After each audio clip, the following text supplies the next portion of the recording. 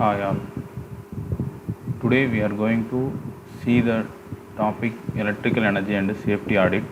Under this we are going to cover energy and its types, next Electricity Act, another one is Energy Conservation Act. In that first we are going to see energy, what is energy and its types. First let us see what is energy. That is, what is energy? Energy, we all know energy is the capacity of a physical system to perform work. That is, energy exists in several forms such as heat, kinetic or mechanical energy, light energy and potential energy, electrical and other forms of energies. According to the law of conservation of energy, the total energy of a system remains constant, though energy may transform into another form. For example, when we consider two billiard balls colliding may come to rest, with the resulting energy converting to sound and perhaps little bit of heat at the point of collision. That is, here there are two forms of energies, that is heat energy as well as sound is produced when two balls gets collide. Next, types of energy. Types of energy, there are various types of energy. Here we have mentioned 5 types of energies. Mechanical energy. Mechanical energy is the energy that results from movement or the location of an object. Mechanical energy is the sum of kinetic and potential energy. Next one is thermal energy. Thermal energy, we all know thermal energy, or it is also called heat energy, that reflects the temperature difference between two systems. Next, nuclear energy. Nuclear energy is the energy that results from changes in the atomic nuclei from nuclear. That is, next one is chemical energy. Chemical energy results from chemical reactions between atoms or molecules. There are different types of chemical energy such as electrochemical energy, etc. Next one is, the final one is electromagnetic energy. This comes under various electromagnetism concepts. That is, electromagnetic energy is the energy from light or electromagnetic waves. That is the energy from lights or electromagnetic waves. This is about some introduction or some concepts regarding energy and its types. Next, the second topic is Electricity Act. As we all know, Electricity Act comes under endeavor in the year 2003. That is, Electricity Act 2003. The purpose of this act is to consolidate the laws relating to generation, transmission, distribution, trading and some use of electricity. That is, these are the legal process of generating, transmitting and distributing and to make the energy to reach the consumers. Next, the second one is to take measures conducive for development of electricity sector. And the ultimate one is to ensure supply of electricity to all areas and rationalize the electricity tariffs. Tariffs is nothing but it means the government or the supplier is providing some allotting some amount of money for to the consumers for their consumption of power. Electricity tariff can be seen later on topics. to establish regularity commissions and appellate tribunal for electricity. Appellate tribunal is nothing but is one of the committee or a commission that is to which is used to reconsider the decision made by some other court or committees. Next one is an overview of Electricity Act 2003, enacted in 2003 and given to effect from 10th June 2003. Here it consists of 18 parts along with 185 sections and one schedule. It extends to the whole of India except the state of Jammu and Kashmir. New concepts introduced in Electricity Act 2003. National Electricity Policy and Tariff Policy. It comes under section 3. Among the 185 sections. Next one is separation of electricity trading. That is, various tradings are available. In that, various separation can be allotted. That comes under the sections 12, 39 and 52. The next one is introduction of open access. That is open access to electric power. Open access to electric power or electricity. That is one kind of rights of using electric powers. Introduction of MOIT, that is multi-year tariffs. Multi-year tariffs, that is paying a bill twice in a year. That comes under section 61F.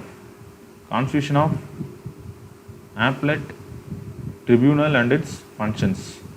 This comes under sections 110 to 125. Next we will see the next various salient features of Electricity Act 2003. That is, the first one is role of government. What is the main role based on under this act by the government? Next one is rural electrification. That is how the electrification, that is electricity is going, electricity are the improved in rural areas. Next one is generation, transmission and distribution. This comes under the flow of power and what are the difficulties in generation and what are the steps taken by the Electricity Act in the generation as well as transmission and distribution. Next one is consumer protection. Consumer protection, that is how the consumer is making a feedback regarding the usage of electricity. Next one is trading, market and development. Regularity Commission and Appellate Tribunal. As we have seen in last slide, Appellate Tribunal is the one kind of committee. Next is tariff principles. And the CEA. Next one is measures against theft of electricity. Next is restricting of SEBs. We have seen these features in detail in further slides. Role of government. That is, the major role of government under this Electricity Act is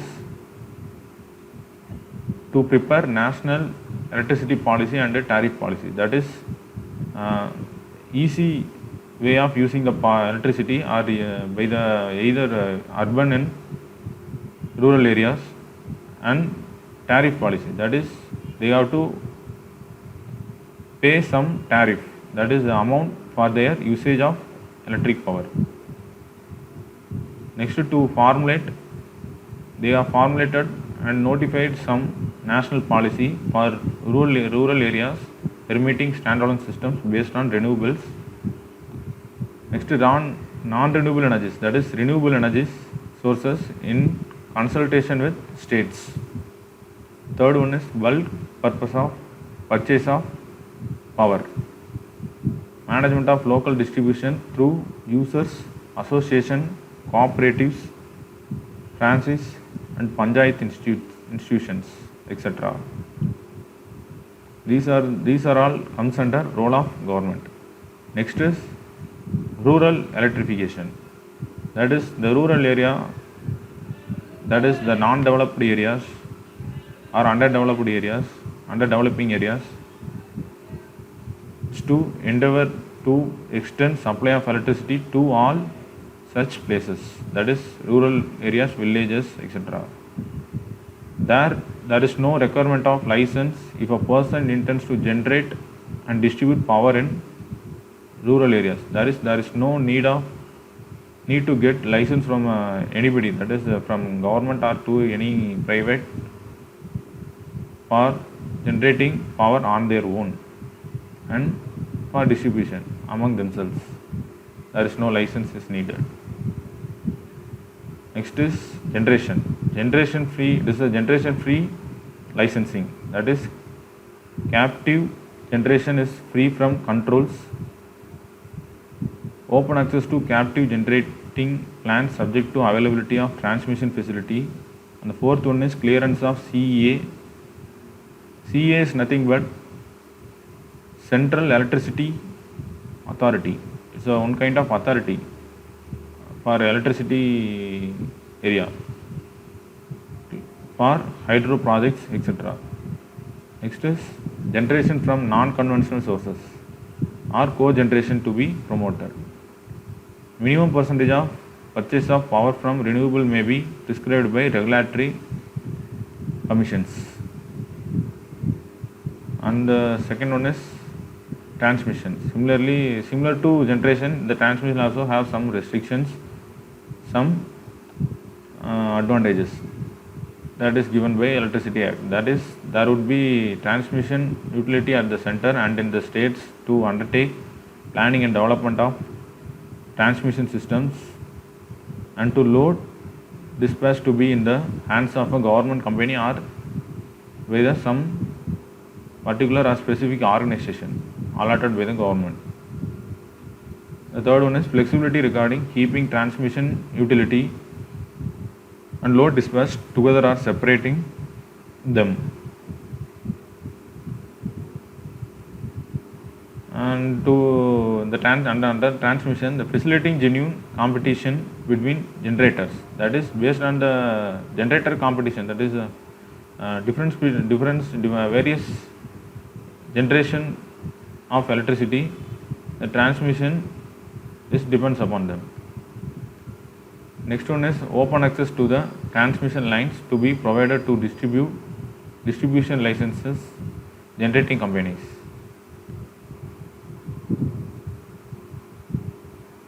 Third one is distribution, that is distribution to be licensed by SERCs. That is, it is the one kind of research center, that is supercomputer education research center. For distribution, it has to be in the license has to be got from the such kind of research center, SERCs.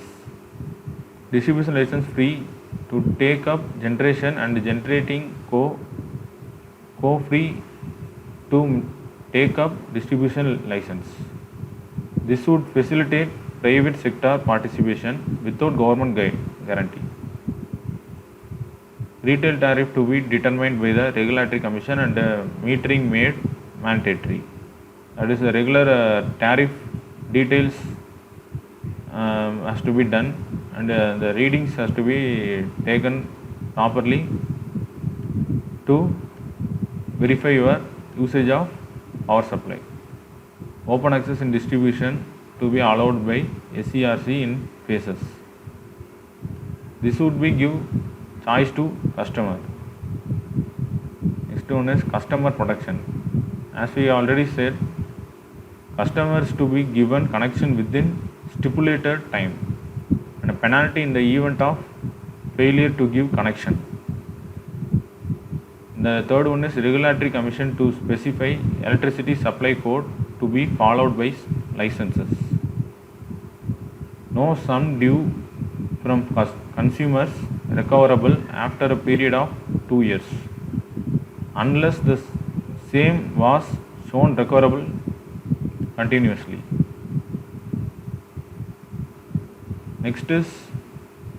The next topic is these are all some major features and major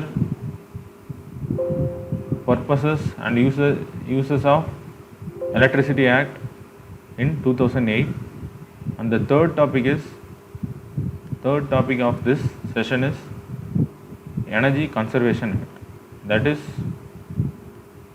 similar to Electricity Act. There is an Energy Conservation Act for saving energy for future purpose. That is, it is enacted on 1st October 2001 and it becomes effective from 1st March 2002. The objective of providing necessary legal framework for promoting energy conservation measures in this country. And there is under energy conservation, there is an important factor, that is VW. That is VW is the Bureau of Energy Efficiency. That is comes into effect from 1st March 2002. Next, the purpose of this Energy Conservation Act 2001 is to provide for efficient use of energy and its conservation, and have a policy framework and direction to national energy conservation activities, and to coordinate policies and programs on efficient use of energy with stakeholders, and to verify, measure and monitor electrical energy improvements. That is electrical energy, EE means electrical energy improvements, and to implement such Energy Conservation Act by multilateral, bilateral or private sector support. Thus, the overall purpose is to promote energy efficiency in the country. The important features of Energy Conservation Act is ECBC, that is Energy Conservation Building Code. Second one is S&L, Standards and Labeling. Standards and labeling you can see in various household appliances. That will be seen in next slide. The third one is DSM, Demand Side Management. Fourth one is BLY, Budget Lamp Yojana. This is one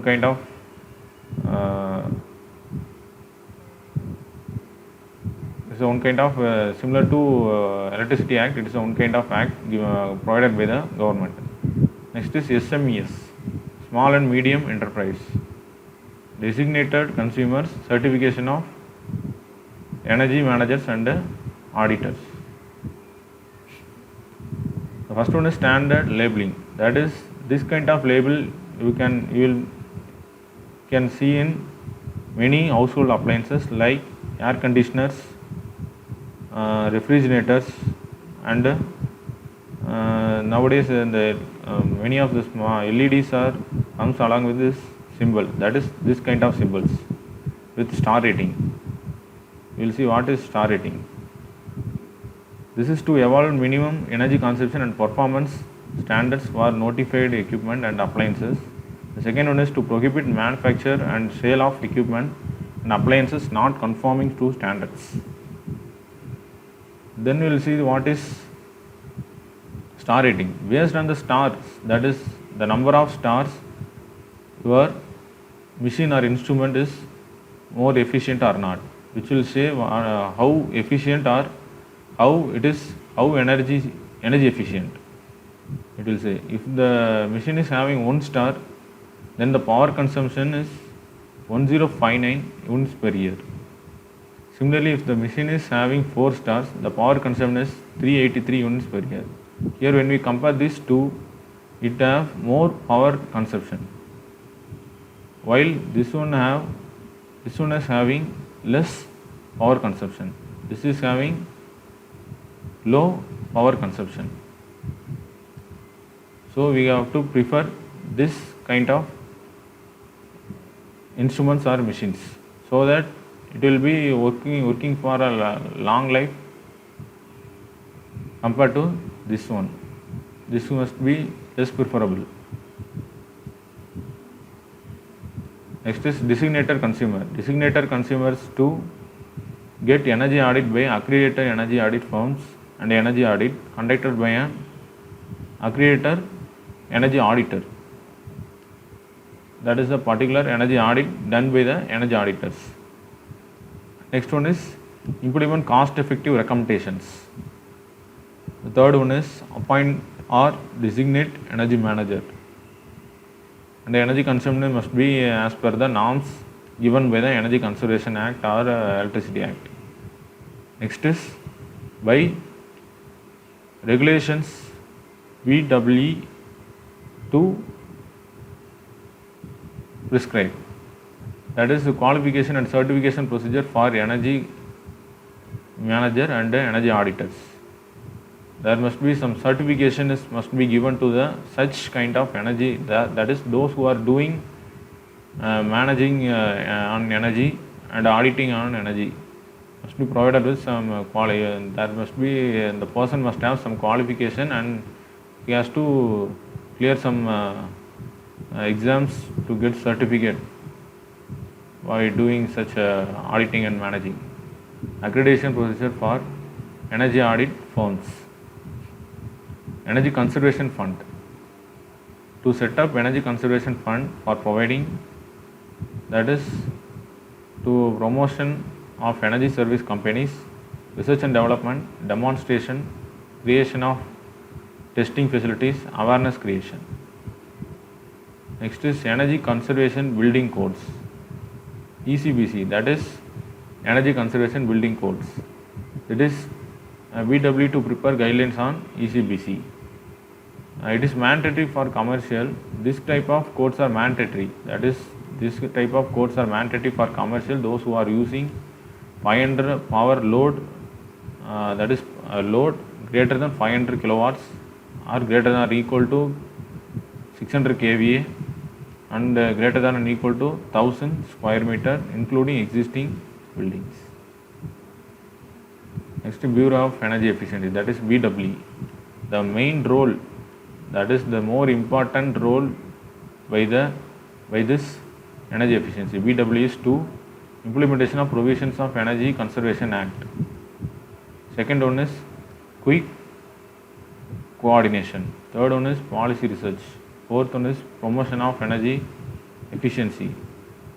Next one is development of new financial instruments, development of ESCOs. This is also one kind of rule by like ESCS, like ECBC. Primary objective would be to reduce energy intensity in Indian economy, awareness creation. Next is Panchayat Lamp Yojana, CDM based lighting project for household. First pilot project registered by, for example, this is the first pilot project registered by UNFCCC in September 2008.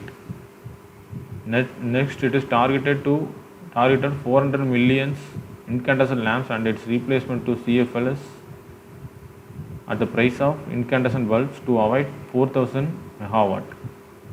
Next is capacity addition, that is addition based on the load requirement.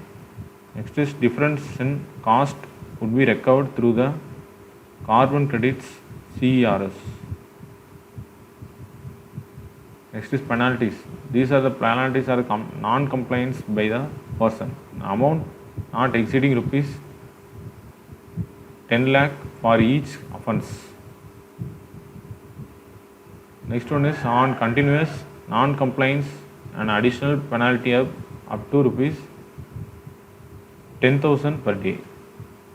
third one is initial phase of 5 years would be promotional and creating infrastructure for implementation of act. No penalties would be effective during this phase. Thus, from this, how what we can understand is we have to use technologies with energy efficient properties. That is, we have for example we can go for a high star rating technologies. That is high star rating air conditioners, refrigerators, fans, and LED TVs for conserving energy or saving energies for future purpose. Thank you.